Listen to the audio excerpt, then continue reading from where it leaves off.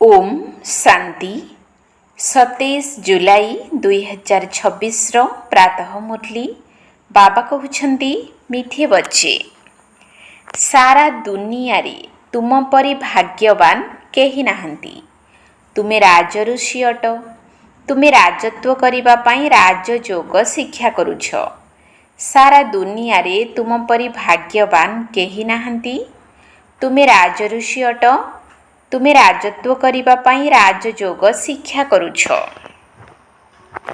प्रश्न निराकार बाबांक पाखरे केउ संस्कार अछि जाहाको एही संगमरे तुमे पिलामाने मध्य धारण करुछ।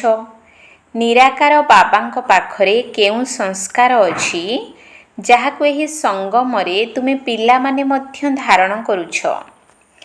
उत्तर निराकार बाबांक पाखरे ज्ञानर संस्कार अछि। से तुमको ज्ञान सुनाई पतितरु पावन करि देउछंती। सेथिपाई तांकु ज्ञानर सागर पतित पावन कुहा जाउछि। तुमे पिलामाने मध्य एबे सेही संस्कार धारण करुछ। तुमे निसार सहित कहुछ आमको भगवान पढ़ाउछंती। आमे तांक ठारु शुणी करी सुनाउछु। गीत आखिर वह दिन आया आज। ओम शांति। मीठा मीठा आत्मिक पिला माने एही गीत सुनिले। एही महिमा कहार? एकमात्र बाबांकर। शिवाय नमः उच्चरु उच्च भगवान अटंती ना। पिला माने जानिछंती से आमर पिता अटंती। एपरि नुहि जे आमे समस्ते पिता अटु। गायन मध्य करा जाए सारा दुनिया भाई भाई। सन्यासी अथवा विद्वान को कहिबा अनुसारे ईश्वर सर्वव्यापी कहिबा द्वारा समस्ते पिता होई जाउछंती। किंतु भाई हेबा द्वारा पिता जणे भगवान सिद्ध हेउछंती जाहांक ठारु वर्षा मिलिबो। समस्ते पिता हेले वर्षार कौनसी कथा रहिबो नाही। पिला माने जानिछंती सब आत्मा मानकर पिता जणे। तांको ही कुहा जाउछि विश्वर ईश्वर पिता। विश्वरे किए अछंती? समस्ते आत्मा भाई भाई अटंती। समस्तंकर ईश्वर पिता जणे ही अटंती। सेही बाबांकु समस्ते प्रार्थना करुछंती। तेबे जनकर ही वंदना अथवा पूजा हेबा दरकार। ताहा हेला सतो प्रधान पूजा। एकथा मध्य बुझा जाइछि जे ज्ञान भक्ति एवं वैराग्य बाबा सद्गति पाई ज्ञान देउछंती। जीवन मुक्ति धाम को सद्गति कुहा जाउछि। एकथा आमको बुद्धि रे धारण करिबाकु हेबो। आमर घर हेउछि शांति धाम। ताकु मुक्ति धाम निर्वाण धाम मध्य कुहा जाउछि। सबुठारु भल नाम हेला शांति धाम। एठारे तो कर्मेंद्रिय थिबा कारणरु आत्मा को कथा कहिबाकु पड़ी थाए। सूक्ष्म वतन रे इशारा द्वारा कथा होई थांती। शब्द होई न थाए। तीनी लोक को मध्य तुमे जानी गलणी। मूल वतन सूक्ष्म वतन स्थूल वतन। बुद्धि रे एकथा भल भाबरे रहिछि। मनुष्य सृष्टि पाई ही गायन करा जाउछि जे ही सृष्टि घूरी चलीछि। एहाकु विश्वर इतिहास भूगोल कुहा जाउछि। मनुष्य माने ही तो एहाकु जानिबे ना। सेमाने विश्वर इतिहास भूगोल सुनाउछंती। बाबा उच्चरु उच्च अटंती। विश्वर इतिहास भूगोलर किपरि पुनरावृत्ति हेउछि सिए ही जानिछंती। एही चक्र को जानिबा द्वारा ही तुमे चक्रवर्ती राजा होइछ। गायन मध्य करुछंती देवता माने संपूर्ण निर्विकारी थिले। लक्ष्मी नारायणकर चित्र अछि ना। से संपूर्ण निर्विकारी अटंती एवं निजको संपूर्ण विकारी बोली कहुछंती। सत्य जुगरे संपूर्ण निर्विकारी अथवा संपूर्ण पवित्र। कली जुगरे संपूर्ण विकारी संपूर्ण पतित। एहा भारतर ही कथा। बाबा ही आसी एक कथा बुद्धि रे धारण कराउछंती। आउ केही एहाकु जानि नाहंती। सेमाने तो सत्य जुग को बहुत लंबा समय देई देइछंती। भाबुछंती लक्ष लक्ष वर्ष पूर्वरु सत्य जुग थिला। तेणु काहारी बुद्धि रे एक कथा आसु नाही। एबे पिला माने जानुछंती आमे एबे संपूर्ण विकारीरु संपूर्ण निर्विकारी हेउछु। तेणु संपूर्ण पतितरु संपूर्ण पवित्र हेबाकु पड़िबो। ବାବା ବୁଝାଉଛନ୍ତି ଆତ୍ମାରେ ହିଁ ଖାଦ ମିଶିଛି, ତେଣୁ ସୁବର୍ଣ୍ଣ ଯୁଗରୁ ଲୌହ ଯୁଗ ହୋଇଯାଇଛି। ଏଠାରେ ଆତ୍ମାର ତୁଳନା କରାଯାଉଛି। ଏହାକୁ ଭଲ ଭାବରେ ବୁଝିବାକୁ ହେବ। ତୁମେମାନେ ବହୁତ ଭାଗ୍ୟବାନ ଅଟ। ତୁମ ପରି ଭାଗ୍ୟବାନ ଆଉ କେହି ନାହାନ୍ତି। ଏବେ ତୁମେ ରାଜଯୋଗରେ ବସିଛ। ତୁମେ ରାଜଋଷି ଅଟ। ରାଜତ୍ୱ ପ୍ରାପ୍ତ କରିବା ପାଇଁ କେବେ କୌଣସି ପାଠ ପଢ଼ା ଯାଇଥାଏ କି? ବାରିଷ୍ଟର କରାଇଦେବେ, କିନ୍ତୁ ବିଶ୍ୱର ମହାରାଜା କିଏ କରାଇବ? ବାବାଙ୍କ ବିନା କେହି କରାଇ ପାରିବେ ନାହିଁ। ଏଠାରେ ତ କେହି ମହାରାଜା ନାହାନ୍ତି। ସତ୍ୟଯୁଗ ପାଇଁ ତ ନିଶ୍ଚିତ ଦରକାର। ଏଥିପାଇଁ ନିଶ୍ଚିତ କାହାକୁ ଆସିବାକୁ ପଡ଼ିବ। ବାବା କହୁଛନ୍ତି ମୁଁ ସେତେବେଳେ ଆସୁଛି ଯେତେବେଳେ ଭକ୍ତି ପୂରା ହେଉଛି।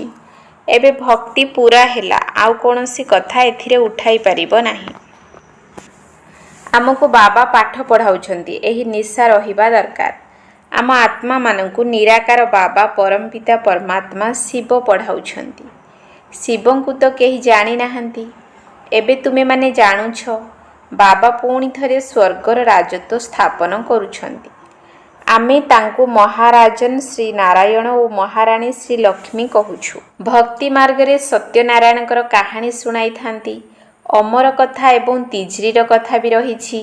ବାବା ଆମକୁ ତୃତୀୟ ନେତ୍ର ମଧ୍ୟ ଦେଉଛନ୍ତି। ନରରୁ ନାରାୟଣ ହେବା ପାଇଁ କାହାଣୀ ଶୁଣାଯାଇଥାଏ। ଯେଉଁ କଥା ଅତୀତ ହୋଇଯାଇଛି ତାହା ପୁଣି ଭକ୍ତି ମାର୍ଗରେ କାମରେ ଆସୁଛି। ଏବେ ତୁମେମାନେ ବୁଝୁଛ ଯେ ବାବା ଆମକୁ ସ୍ୱର୍ଗର ମାଲିକ କରାଉଛନ୍ତି। ଆମେ ଏହାର ହକଦାର ଅଟୁ। ଭଗବାନ ତ ସ୍ୱର୍ଗର ରଚୟିତା ଅଟନ୍ତି ନା। ଆମେ ଭଗବାନଙ୍କର ସନ୍ତାନ ଅଟୁ। ତେବେ ଆମେ ସ୍ୱର୍ଗରେ କାହିଁକି ନାହୁଁ? କଳିଯୁଗରେ କାହିଁକି ପଡ଼ିଛୁ? ପରମପିତା ପରମାତ୍ମା ଏବେ ନୂଆ ଦୁନିଆ ରଚନା କରୁଛନ୍ତି।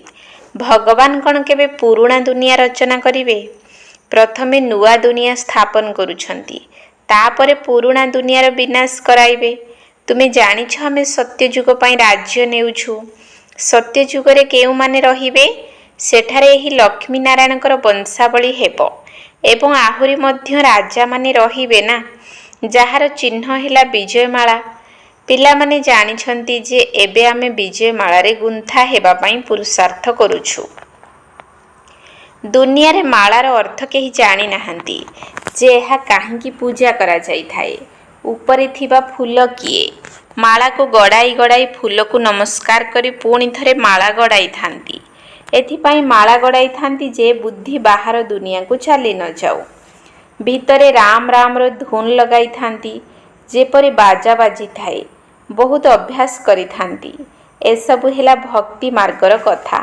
ହଁ, ବହୁତ ଭକ୍ତି କରୁଥିଲେ କେବେ କୌଣସି ବିକର୍ମ କରିବେ ନାହିଁ।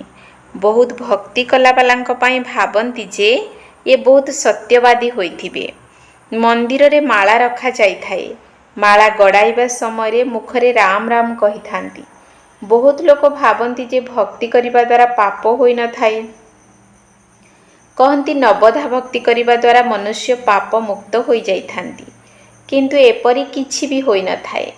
ଏହା ଏକ ନାଟକ ଅଟେ। ଏଥିରେ ସତୋପ୍ରଧାନ, ସତୋ, ରଜୁ, ତମୋରେ ସମସ୍ତଙ୍କୁ ଆସିବାକୁ ହିଁ ହେବ। ଘରକୁ ଜଣେ ହେଲେ ମଧ୍ୟ ଫେରି ଯାଇପାରିବେ ନାହିଁ। ଯେପରି ଉପରେ ଜାଗା ଖାଲି ହୋଇଯାଉଛି, ସେହିପରି ଏଠାରେ ମଧ୍ୟ ବହୁତ ଜାଗା ଖାଲି ହୋଇଯିବ। ଦିଲ୍ଲୀର ଆଖପାଖରେ ମିଠା ନଦୀ କୂଳରେ ରାଜଧାନୀ ହେବ। ସମୁଦ୍ର ପଟେ ରାଜଧାନୀ ହୋଇନଥାଏ। ବମ୍ବେ ଆଦି ରହିବ ନାହିଁ। ତାହା ପ୍ରଥମେ ମାଛ ଧରିବାର ସ୍ଥାନ ଥିଲା। ମାଛ ଧରାଳି ସେଠାରେ ରହୁଥିଲେ।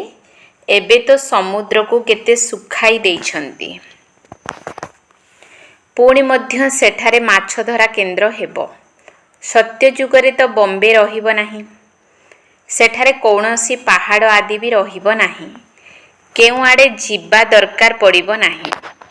ଏଠାରେ ମନୁଷ୍ୟ ଥକି ଯାଉଥିବାରୁ ଆରାମ କରିବାକୁ ଯାଇଥାନ୍ତି। ସତ୍ୟଯୁଗରେ ଥକିଯିବା ଭଳି କୌଣସି ପ୍ରକାରର ଅସୁବିଧା ହେବ ନାହିଁ। କାହିଁକି ନା ତୁମେ ସ୍ୱର୍ଗବାସୀ ହୋଇଯାଉଛ। ସେଠାରେ ସାମାନ୍ୟ ଅସୁବିଧା ମଧ୍ୟ ହେବ ନାହିଁ। ତେଣୁ ଏବେ ପିଲାମାନଙ୍କୁ ବାବାଙ୍କ ଶ୍ରୀମତରେ ଚାଲିବାକୁ ହେବ। ବାବା କହୁଛନ୍ତି ମିଠା ଗେହ୍ଲା ପିଲାମାନେ, ଶରୀର ନିର୍ବାହ ପାଇଁ କର୍ମଧନ୍ଦା ଆଦି କରିବାକୁ ହେବ। ସ୍କୁଲରେ ଛାତ୍ରମାନେ ପାଠ ପଢ଼ି ପୁଣି ଘରେ ଯାଇ ପଢ଼ିଥାନ୍ତି।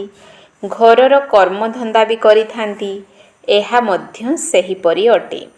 ଏହି ପାଠ ପଢ଼ାରେ ତୁମର କୌଣସି ଅସୁବିଧା ନାହିଁ।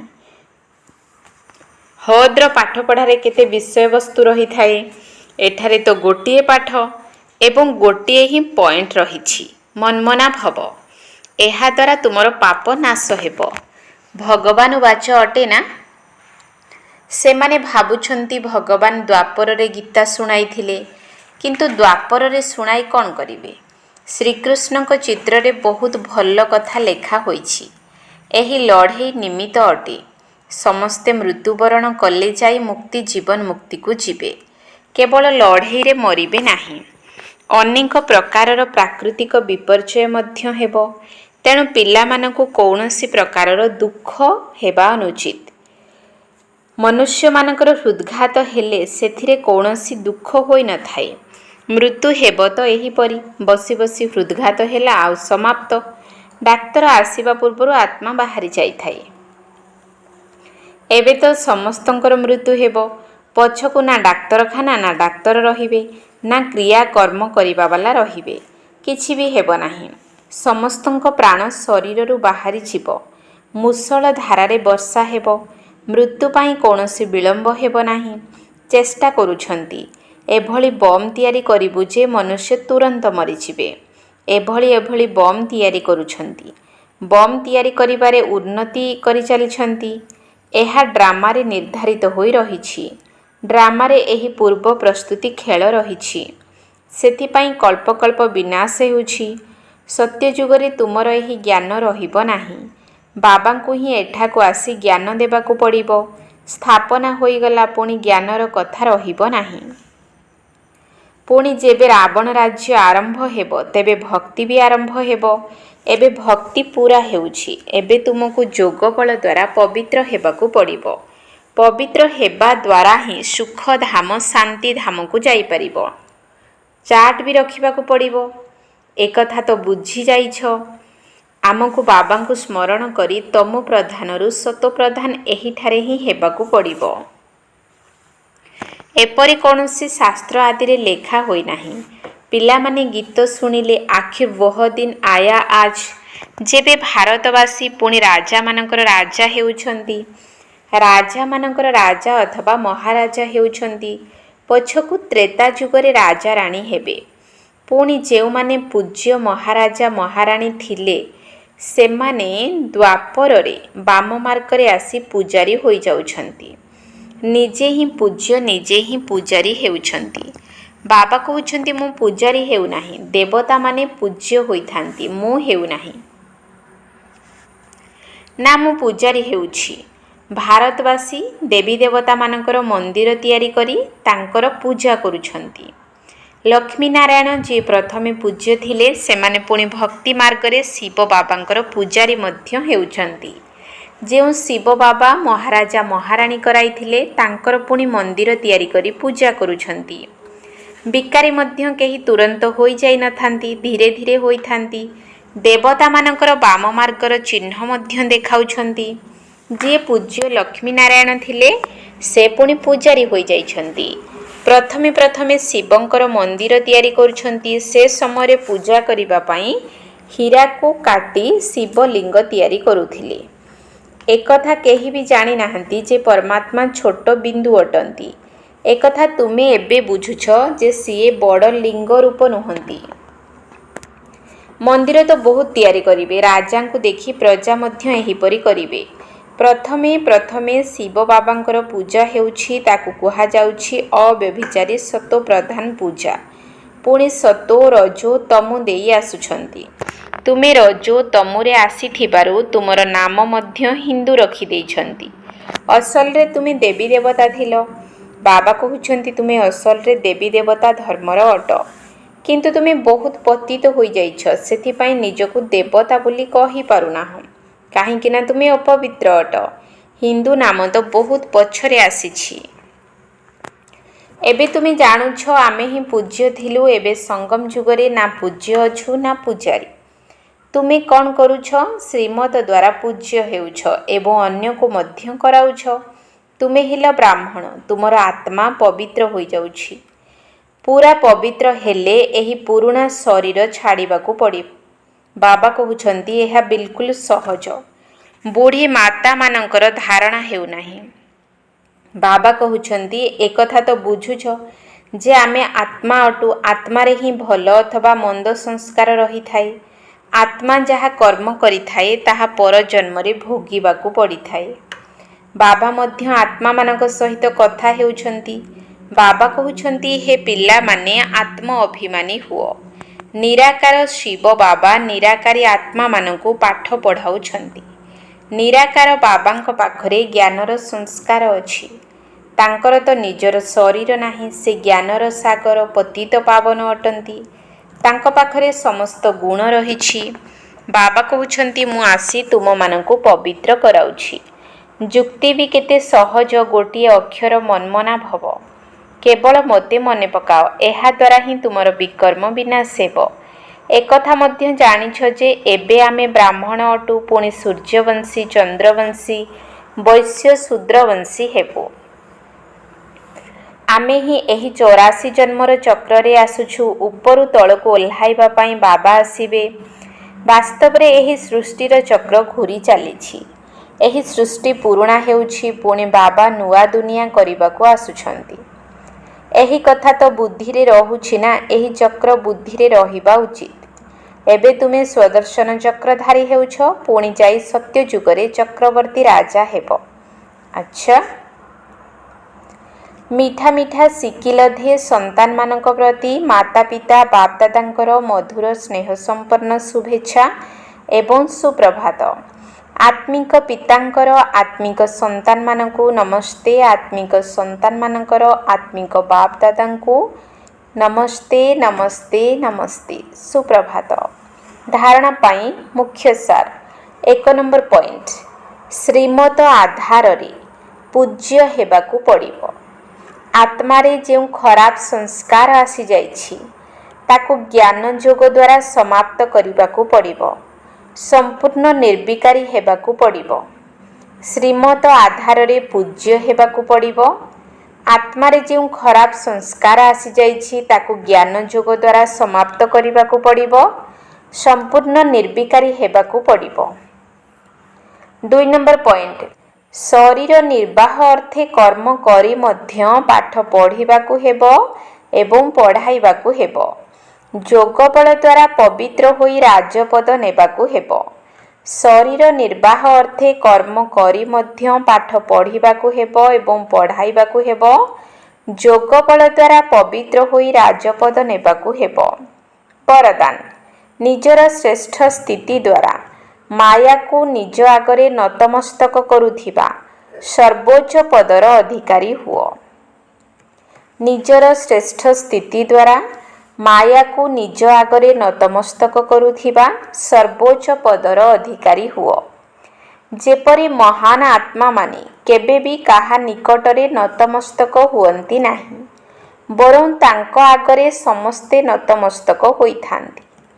सेहीपरि तुमे माने बाबांक द्वारा बछा जाइथिबा सर्वश्रेष्ठ आत्मा माने केउठी भी कौनसी परिस्थिति रे बा मायार भिन्न भिन्न आकर्षण करुथिबा रूपरे भी निजको नुआई पारिबो नाही। जदि एबेठारु सर्वदा नतमस्तक कराइबार स्थिति रे स्थित रहिबो, तेबे जाई सर्वोच्च पद पाइबार अधिकार प्राप्त हेबो। एही भली आत्मा मानक निकटरे सत्य जुगरे प्रजा माने स्वमानर सहित नतमस्तक हेबे एवं द्वापर जुगरु तुम मानकर स्मारकी आगरे भक्त माने मुंड नुआइबे। स्लोगान, कर्म करिबा समय रे जदि जोगर संतुलन ठीक थिबो तेबे कुहाजिबो कर्म जोगी। कर्म करिबा समय रे जदि जोगर संतुलन ठीक थिबो तेबे कुहाजिबो कर्म जोगी। अव्यक्ति सारा ज्वाला स्वरूप स्थिति रे रही शक्तिशाली जोगर अनुभव कर। केतेक पिला कहउछंती जेतेबेले आमे जोग करिबा पई बसुछु सेतेबेले आत्म अभिमानी हेबा परिवर्ते सेवा मने पड़ुछि। किंतु एभली हेबा उचित नुहे, काहेकि ना शेष समय रे जदि अशरीरी हेबा परिवर्ते सेवार मध्य संकल्प चलिला ତେବେ ଗୋଟିଏ ସେକେଣ୍ଡର ପରୀକ୍ଷାରେ ଫେଲ୍ ହୋଇଯିବ। ସେହି ସମୟରେ କେବଳ ବାବାଙ୍କ ବ୍ୟତୀତ ବା ନିରାକାରୀ ନିର୍ବିକାରୀ ନିରହଙ୍କାରୀ ସ୍ଥିତି ବ୍ୟତୀତ ଅନ୍ୟ କିଛି ବି ମନେ ନ ପଡ଼ୁ। କାରଣ ସେବାର ସଂକଳ୍ପରେ ପୁଣି ବି ସାକାର ସ୍ଥିତିକୁ ଆସିଯିବ। ସେଥିପାଇଁ ଯେଉଁ ସମୟରେ ଯାହା ଆବଶ୍ୟକ ସେହିଭଳି ସ୍ଥିତି ହେବା ଦରକାର, ନଚେତ୍ ଧୋକା ମିଳିଯିବ। ଓମ୍ ଶାନ୍ତି।